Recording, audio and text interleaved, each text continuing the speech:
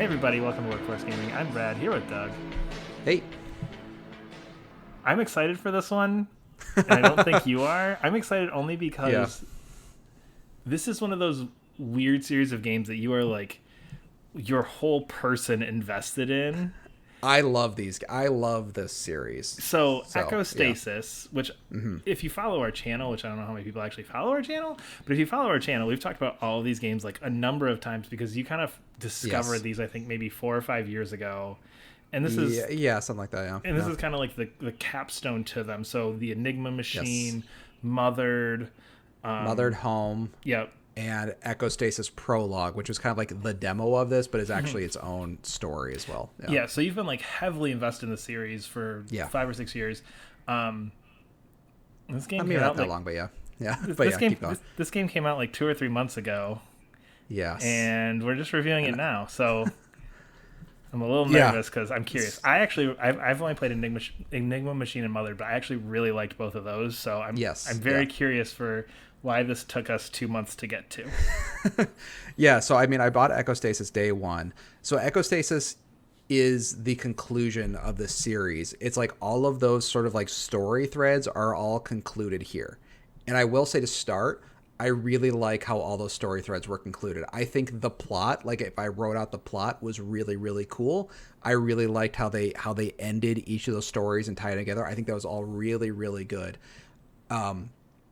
I think mechanically, this is probably my least favorite one, because it was so aggressive's not the right word, but it's a hard game to get through because I felt like it kept bumping up against mechanics, which is and by how do I describe this?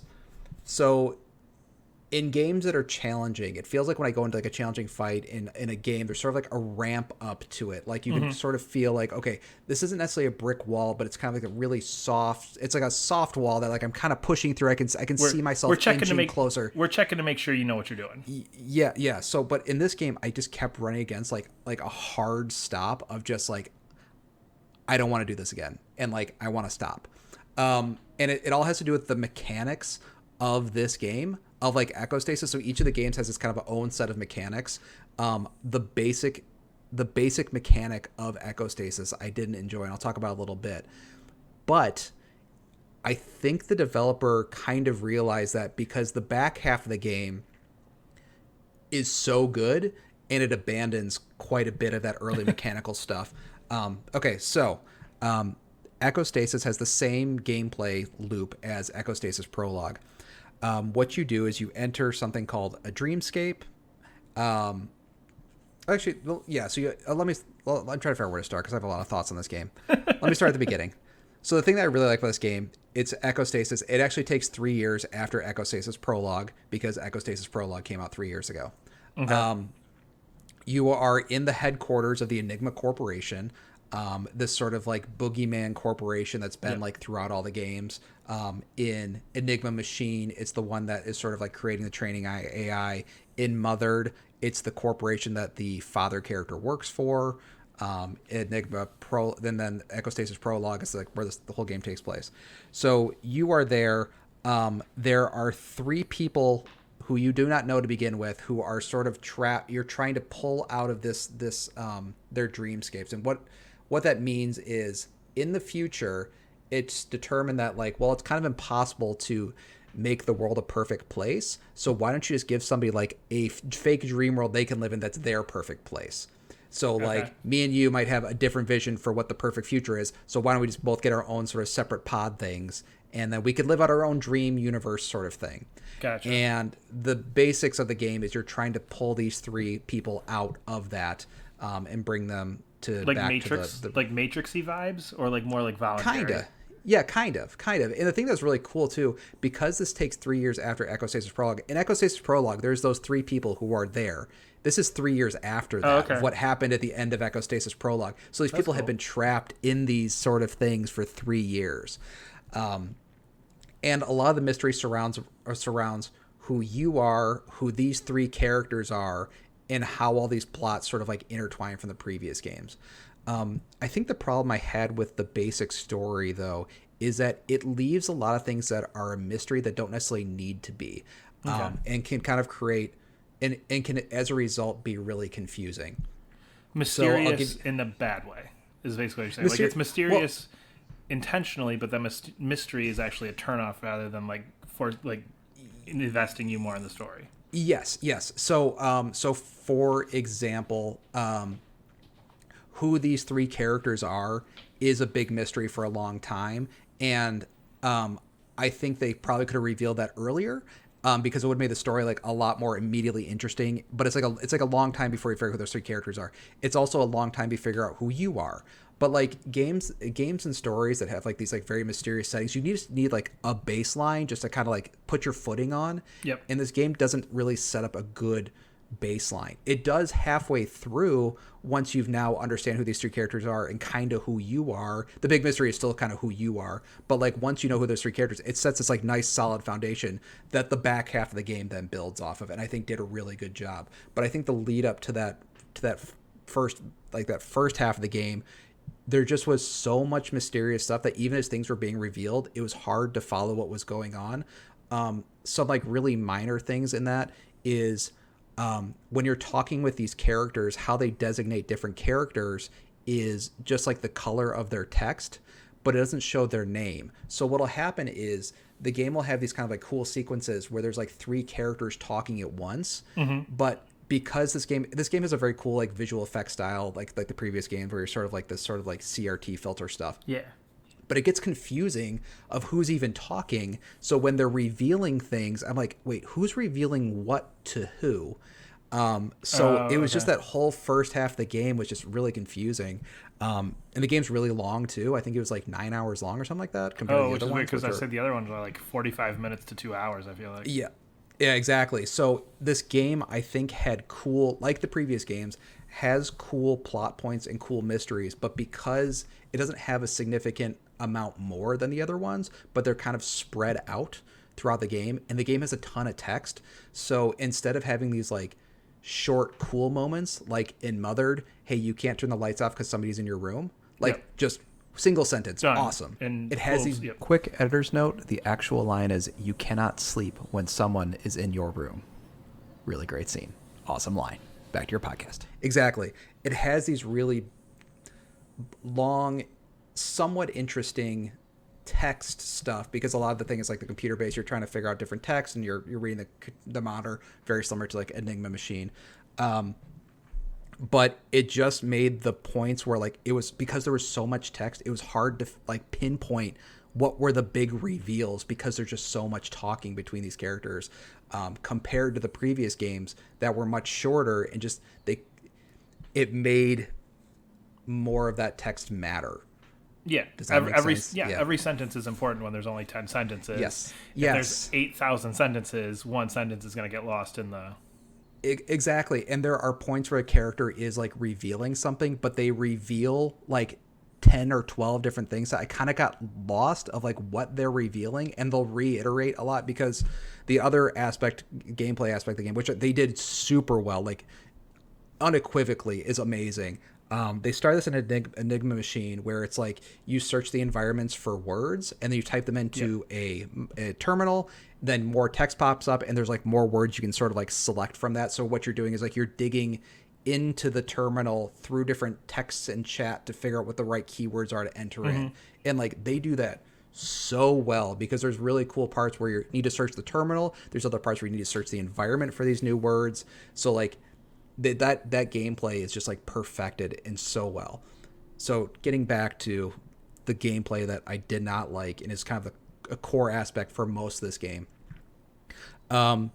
So to basically release these three people from like, say, like their dreamscape mind prison thing, you go into their dreamscape, and it's kind of like, how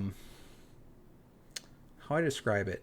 It feels a little bit like those instant restart games where so what is you have an environment you're exploring, you have 30 seconds that you'll like live before it resets. So what you're doing is you're running around an environment, you find a door, you open the door, and it leads you back to the beginning of the thing. Then it resets. It's like, okay, now I can go through this door and go a little bit further and a little bit further and a little bit further. So like you do it 20 times, and each time you get one more Yes. step until the 20th time you like, okay, I spent 20 minutes going through this thing to now be able to do the entire room in 20 seconds flat. Yes, exactly. So the issue with this is that a lot of the level design is super dependent on like meeting that 30 so like to find that first door that gets back the entrance, if I only have 30 seconds to live, it should take me about 20 seconds. So there'd be like there'd be portions of the game where you're kind of going down a longer hallway than maybe it needs to be, but it has to hit that 20 seconds or like that 20 seconds or 30-second marker. So it feels like a lot of that basic gameplay is built on that. And then on top of that, you have enemies, and if they attack you, you lose seconds. So if I touch an enemy, I lose, say, 20 seconds and my round is over. If I shoot an enemy, I gain time. So it has those sort of like elements of an instant restart, but I think the biggest detriment is that it doesn't have a restart button, an instant restart button. Oh, so like you just like, I messed up, I have to wait, I have to sit here and wait 20 seconds because I already know that I screwed up. No, you don't have to wait. But you can reset it. But the way you reset, and this is going to sound really minor, but it matters for games that are like Trials or Trackmania, where I press the R or whatever button and just go ping and gets right back to the beginning. Snap. Yeah. Yeah. So what I do is you have to hit escape. It'll do this kind of effect that brings you back to the main screen, and then press enter. And it takes about 3 seconds. So, so about 3 or 4 seconds. But because it's not that instant restart, like, a lot of instant restart games are hard and they're frustrating, but it has that one more time thing because like, I can get right back into it. Yeah. But since that's not a part of this game, it really, really hurts the gameplay. And you do this like for each of those like dreamscapes, it's like 3 times in theory, but like you end up going through these levels like many, many, many times. And because the level design is so based on needing to hit those 20, 30 seconds, it doesn't make a lot of sense how it's laid out. Okay. So it's like, and I don't want to say it's not as bad as 1000X, but it's like, it's similar in that there's not like a clear logic to them. But the thing that's interesting is like, it is kind of cool though, once you kind of see how these like things interconnect. Mm-hmm. I think it was just because the instant restart, but it's like, that's such a huge part of this game. And I think a lot of stuff extended the length of the game because like, okay, I know how to get to this door now, but oh crap, I got hit by this guy. Oh crap, I got hit by this. Oh, I didn't shoot that guy at the exact right moment. It is funny you do get a shotgun in the game, which is very funny because the games are like pretty non-violent. It is funny you get a shotgun. So it was this gameplay, and like there's another thing with the enemies that shoot at you, the bullets track you, which is fine. But what happens is, so if I know this is an indie game, blah, blah. If I'm playing Doom and in the newer Dooms, you can dodge like proton blast or something. Yep. If a proton blast thing is coming at me and I move to the left, I am assuming that when it goes past my head, it just like they're doing some sort of gameplay magic where it kind of disappears or it loses the tracking or whatever. Yep. But in this one, I could move to the left going, okay, I dodged it. But it would hit me because it would swing back around where I'm not looking and hit me because it's tracking still a little bit more. Oh. So I would be going down these long hallways where these guys are shooting these like big red blobs at me, and I'd be like dodging left and right. So there's a lot of times where you're like, what'd I even get hit by? Yeah. So all of those gameplay aspects are unique to Echostasis, which makes it a harder game to recommend. I think like... So quick editor's note, there were some updates to this game literally the day after that I had recorded this with some slight changes to gameplay, biggest one being when you stop moving, the timer stops. But still, the complaints that I have, the level design, just the general gameplay loop, I think they'll still stand. But I think there are going to be some changes coming up for this game as it moves in the future. I was trying to like describe like, because the thing that just like, there's so much passion in this game. Mm-hmm. There's so much like cool stuff they're doing. I really love how they wrapped up each of the stories, because the cool thing about this is that they don't end. So the other games before us, they don't end on a cliffhanger. Like they do kind of end. Yeah, they have their own conclusive story. Yeah, conclusive story. But like, I'm not gonna say what the end of Mother is, but okay. But think of the end of Mother. Yeah. they will show you what happened in the days after the end of Mother. They'll show you what happened in the end of Enigma Machine. They'll show you what happened in the days after Enigma Machine. They'll also talk about the days before Enigma Machine. Like, and it's like, I'm not saying what's, but it's like you're getting more of that world building. You're getting more of that extrapolation on the stories that you already love and care about. Kind of that Marvel movie feeling of like, ooh, but look, here's what happened after the Avengers is the first 10 minutes of the next one. Here's what happened after the last. Yeah. And so, and like, as a result, like, it's so cool as like a fan of these games to get more of that stuff. I just really feel like this game could have been trimmed down like way, way, way more, and then would have been a better game as a result. It's kind of funny too, because so he from what I understand, he was working on Echostasis before Mothered. Mothered he'd done in like 30 days or something like that. So I don't know if Echostasis ever really initially had Mothered lore in it, but the final version of Echostasis has a ton of stuff from Mothered, and like the whole back half is like a response to Mothered. So which doesn't have a lot of that like loopy gameplay. So I'm wondering if they're like, I don't speak for him because I don't know what the thought process was, but it just feels like the back half of this game, when he kind of abandons what makes Echostasis unique, it becomes a better game because it's more like Mothered, it's more like the best parts of Enigma Machine, so on and so forth. I do still think though that like there was too many mysteries, that it really just needed to be more clear about certain aspects, so I could at least have something to kind of always come back to as like a universal truth. Don't always let my feet be like kind of like unstable. But I will say it does come together at the end in like kind of a really cool way. But I don't know. It's just, Do you think it's almost more of like it wasn't what I was expecting issue? Because it sounds like once it became what you thought it was going to be, you're like, okay, cool, I'm in. But when it was something different, it's like, you know what I mean? No, because I was okay with Enigma Machine being a text adventure. I was okay with Mothered being like a first person walking around thing. Yeah. Oh, okay. True. So I'm totally okay with whatever gameplay they want to do. You know, like the apple picking scene from Mothered? Yes. It's like this part is just not good. They even make a fun little joke in it in the Echostasis. But like I felt a lot of that, where it's not as bad as the apple picking, I will say that, but there's just like a lot of like just grating frustration where it's like, if I can't find the apple, I can't find that last apple. Yeah, I can't find the right door, and I've restarted this thing 20 times, and like it's really easy to get lost in levels because there's not a lot of what's called signposting in games. Yep. Where no people will paint. complain, no yellow paint, but like besides yellow paint, the way that people don't recognize as much is lights. So like they'll light up certain areas to know where to go with, like, you know, with natural lighting, but it's a little bit, but this doesn't have any of that. So it's really easy to get lost in them. One thing I do want to talk about, the aesthetics like are so fucking perfect in this game. They like nailed the 90s CG look, and the music is also so good. I feel like I'm 18 minutes of this review. The music is so cool, and it's if you're a fan of 90s CG and how that sounded, or like 90s like Encarta, like there's music that's similar to like the Encarta like boot up sort of stuff. I'm not saying it's like the same music, but it's just that kind of like, I can't even describe it, but there's like a very 90s PC game, computer game sound, and like they just got that so perfectly.